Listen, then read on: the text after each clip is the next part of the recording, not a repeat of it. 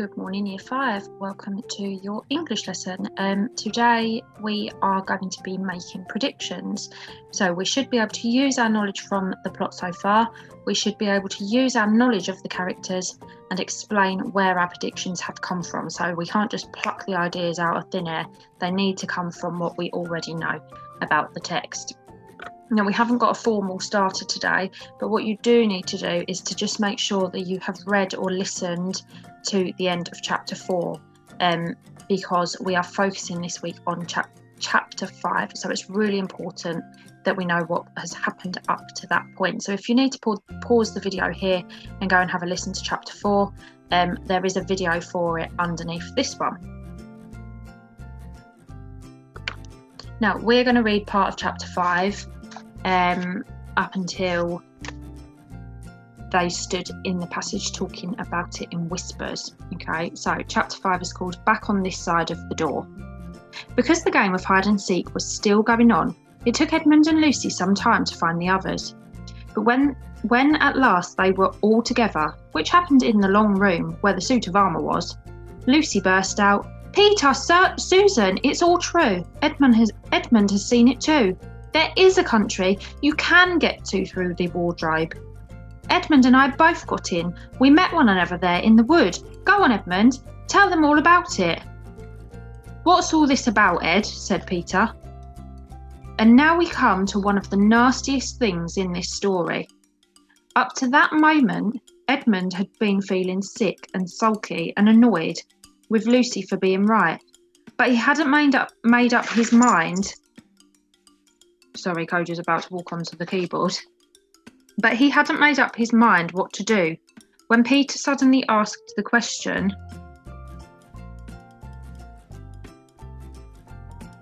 When Peter suddenly asked him the question, he decided all at once to do the meanest and most spiteful thing he could think of.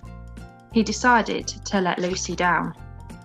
"Tell us, Ed," said Susan, and Edmund gave a very superior look, as if he were far older than Lucy. There was really only a year's difference. And then a little snigger and said, "Oh yes, Lucy and I have been playing, pretending that all her story about the country in the wardrobe is true, just for fun, of course. There's nothing there really." Poor Lucy gave Edmund one look and rushed out of the room. Edmund, who was becoming a nastier person every minute, thought that he had scored a great success and went on to say, "There she goes again.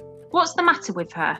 That's the worst of young kids. They always—" "Look here," said Peter, turning on him savagely. "Shut up. You've been perfectly beastly to Lou ever since she started this nonsense about the wardrobe. And now you go on playing games with her about it and seeing her off again. I believe you did it simply out of spite."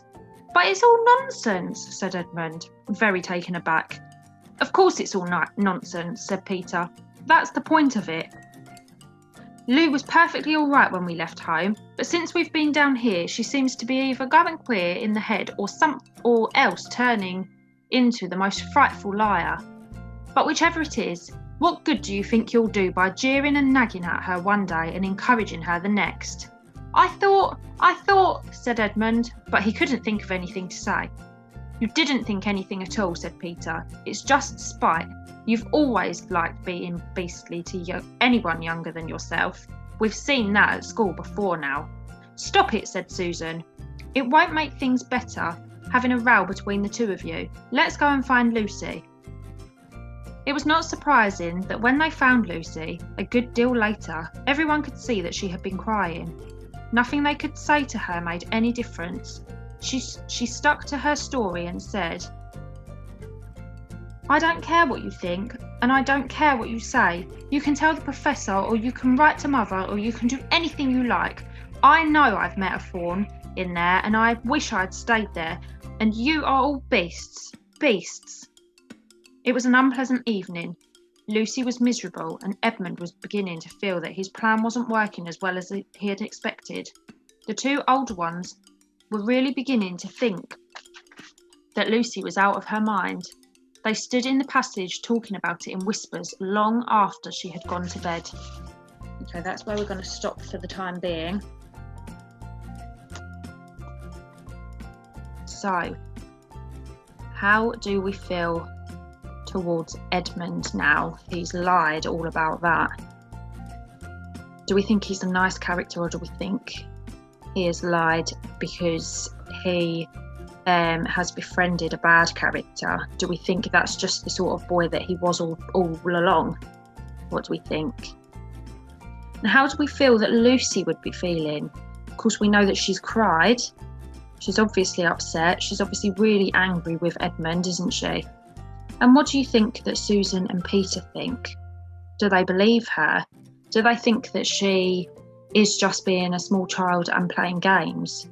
Do we think that she's just got a vivid imagination, or do they really believe that she's making it all up and she is a horrible, horrible liar?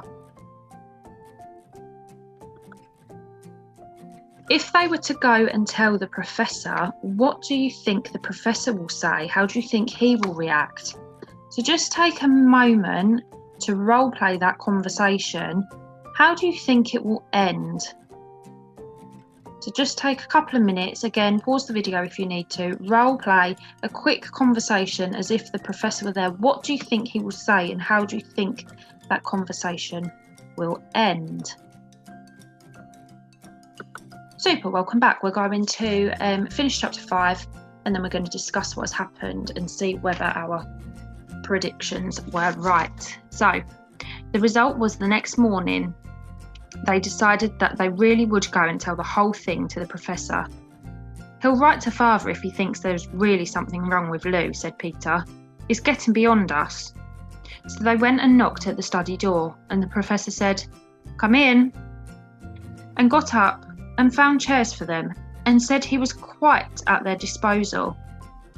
Then he sat listening to them, with the tips of his fingers pressed together, never interrupting, till they had finished the whole story. After that, he said nothing for quite a long time. Then he cleared his throat and said the last thing either of them had expected. "How do you know," he asked, "that your sister's story is not true?" "Oh, but," began Susan, and then stopped. Anyone could see from the old man's face that he was perfectly serious. Then Susan pulled herself together and said, "But Edmund said that they had only been pretending." "That is a point," said the professor, "which certainly deserves consideration, very careful consideration. For instance, if you will excuse me for asking the question, does your experience lead you to regard your brother or your sister as the most reliable? I mean, which is more truthful?" "That's just the funny thing about it, sir," said Peter. "Up till now, I'd have said Lucy every time." "And what do you think, my dear?" said the professor, turning to Susan. "Well," said Susan, "in general, I'd say the same as Peter, but this couldn't be true. All this about the wood and the fawn." "That is more than I know," said the professor, "and a charge of lying against someone whom you have always found truthful is a very serious thing. A very serious thing indeed." "We were afraid it mightn't even be lying," said Susan. "We thought there might be something wrong with Lucy." "Madness, you mean?" said the professor, quite coolly. "Oh, you can make your minds easily about that. One has only to look at her and talk to her to see that she's not mad." "But then," said Susan, and stopped. She had never dreamed that a grown-up would talk like the professor and didn't know what to think. "Logic," said the professor, half to himself. "Why don't they teach logic at these schools? There are only 3 possibilities. Either your sister is telling lies, or she is mad, or she is telling the truth. You know she doesn't tell lies, and it is obvious that she is not mad. For the moment then, and unless any further evidence turns up, we must assume that she is telling the truth." Susan looked at him very hard, and was quite sure from the expression on his face that he was not making fun of them. "But how could it be true, sir?" said Peter. "Why do you say that?" asked the professor. "Well, for one thing," said Peter, "if it were real, why doesn't everyone find this country every time they go into the wardrobe? I mean, there was nothing there when we looked. Even Lucy didn't pretend there was." "What has that got to do with it?" said the Professor. "Well, sir, if things are real, they're there all the time." "Are they?" said the Professor, and Peter did not quite know what to say. "But there was no time," said Susan. "Lucy had no time to have gone anywhere. Even if there was such a place, she came running after us the very moment we were out the room. It was less than a minute, and she pretended to have been away for hours." "That is the very thing that makes her story so likely to be true," said the Professor. "If there really is a door in this house that leads to some other world, and I should warn you that this is a very strange house, and even I know very little about it.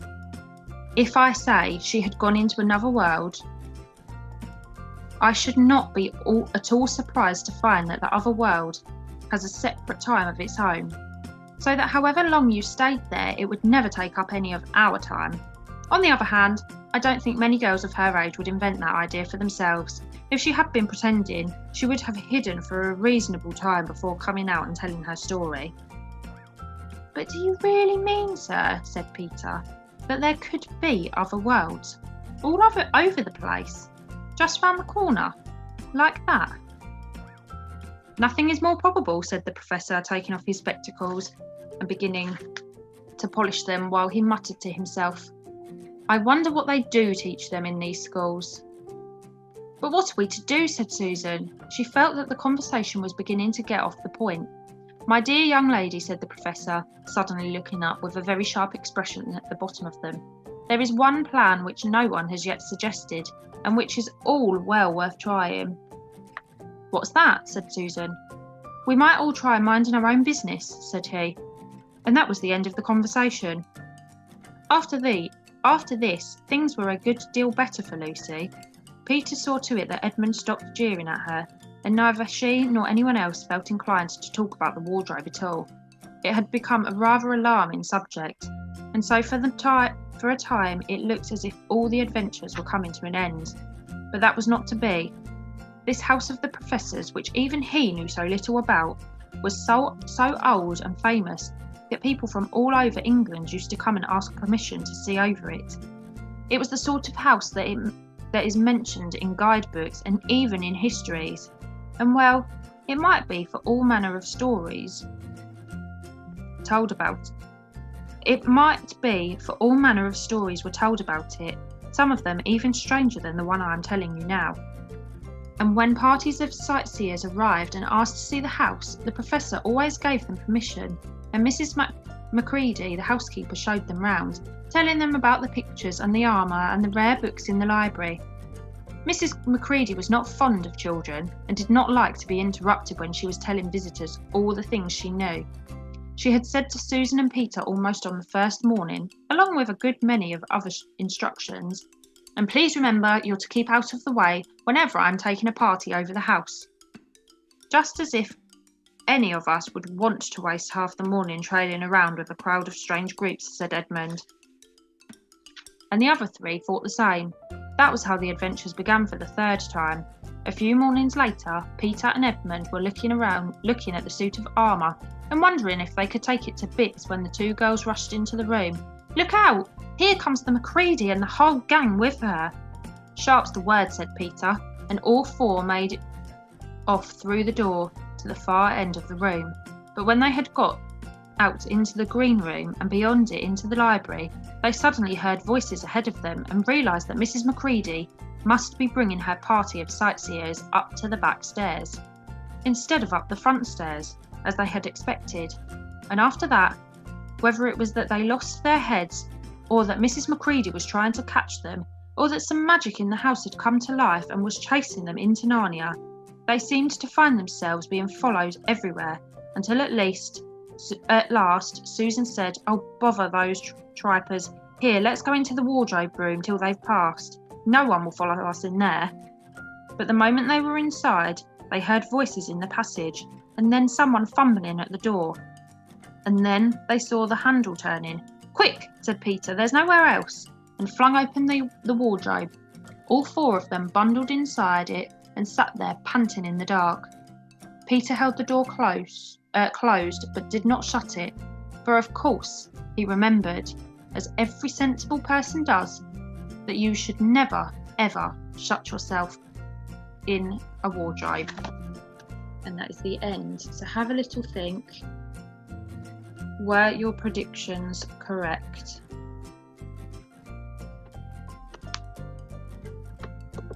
Now, just to finish off, your task for today, there is a set of questions that I have uploaded underneath this video.